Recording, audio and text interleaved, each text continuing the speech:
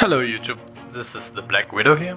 Today I'm gonna show you my top 3 survivors to start out with leveling up in Dead by Daylight. One has their own opinions, but this is mine. I'll additionally also show a couple of extra survivors which you could look into developing further once you get to there. But without further ado, let's get into it. At top 3 we have Mr. Bill. And the reason for that is that he has 2 of the best perks you see in top rank. Let's start with Unbreakable. Unbreakable does so whenever you are down or you are in a slug state, you can get up once per trial if you have this perk.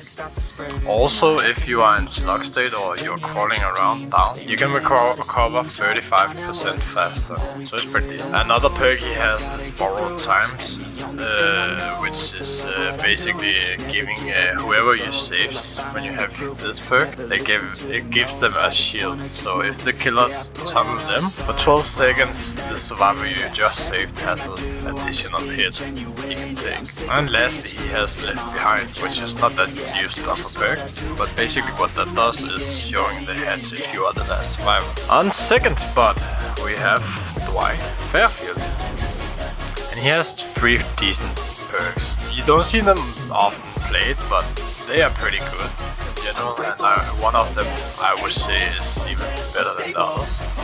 But let's start with the first one. The first one is Leader, and what that basically does is it gives people who are within 8 meters of you and additionally speed to unlocking doors, unlocking chests, cleansing, sabotaging, healing, and the speed is 25% extra. And if they leave your aura, it persists for 15 seconds.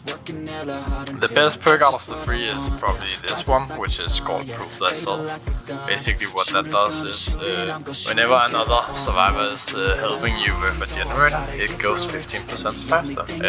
In additionally, normally if you want to have Iridescent and Lightbringer, which is the emblem for making gens, you need to make at least 3 gens on your own. With this perk, Prove Thyself, you can manage to only get away with doing 2 if you are with another survivor. And lastly, he has a pretty good information perk, at least in the start of the game, which is called Bond. You get to see all the other survivors around you, which is close to you, so if the killers is on somebody, you can see if they are after them or coming to the gen you are on. And without further ado, my top 3 of the survivors is David King. The reason for that is he has probably 2 of the best perks you can get in the game. He has the best exhaustion perks, which is called Dead Hard.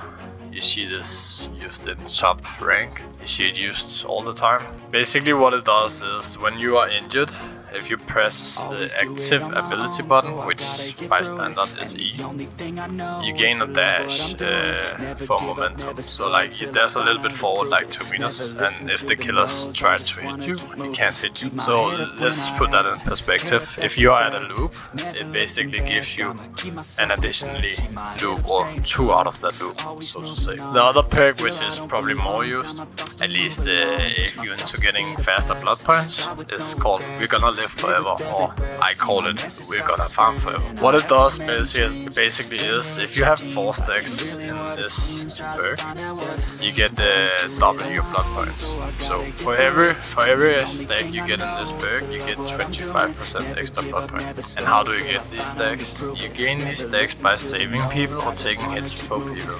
So it's quite easy. Like in a normal game you get around 25 to 30k blood points, so if you get 4 stacks in the game you get 60k.